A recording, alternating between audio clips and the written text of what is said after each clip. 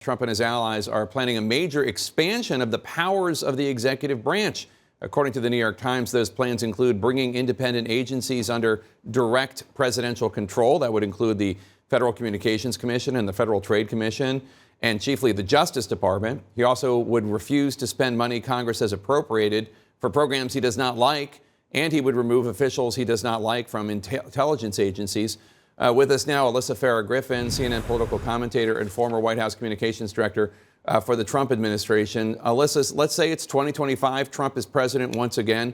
What do you think it will look like if he is able to increase his authority over every part of government, knowing what you know about him having worked for him? Well, listen, Susan Glasner has a great analogy she uses in her book talking about the Trump time in office, where she compares him to a dinosaur in Jurassic Park learning to open the door, saying he could be more dangerous in his second term because he understands how the machines of government actually work.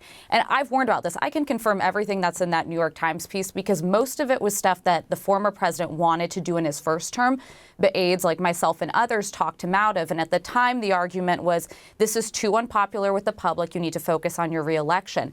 But one that stands out to me, and I've kind of been raising alarm bells about, is this effort to basically eliminate the civil service, or basically make it so it's so much easier to fire career subject matter experts. That is an effort to make the government purely partisan and staffed with loyalists who are going to carry out his agenda.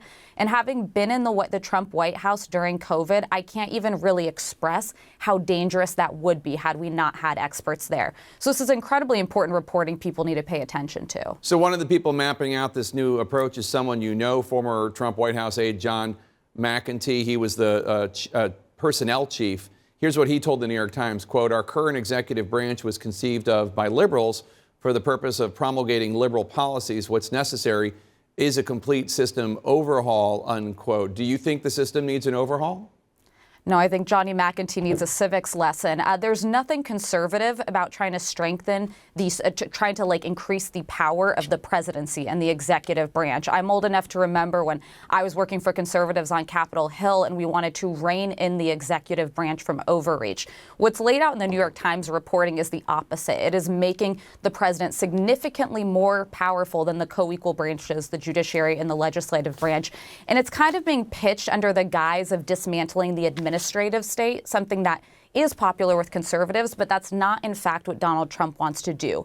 He wants to basically strengthen every agency with loyalists to him, staff them with loyalists to him, and then bring any independent agencies under his purview so he has more authority over them. Well, I mean, the slippery slope of it is, even if you, for instance, think that you want to give Donald Trump that power, not you, but somebody watching wants to give Donald Trump that power, and then Donald Trump gets the power and he gets to take away CNN's license to broadcast, actually, I don't think we're regulated by the FCC. Let's say he takes away CBS's license to broadcast, CBS News. Well, guess what? There will be a Democratic president at some point.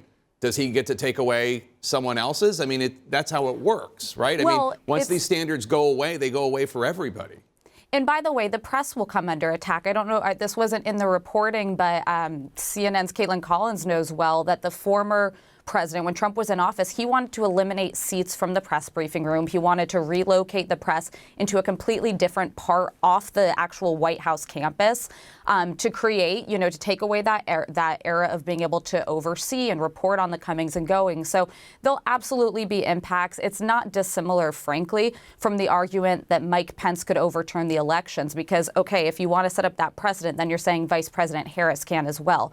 It's not conservative, it's not Republican, and folks need to pay attention to it. Well, it would have been interesting news for Vice President Al Gore that he could have sent Florida back to the states and declared himself president.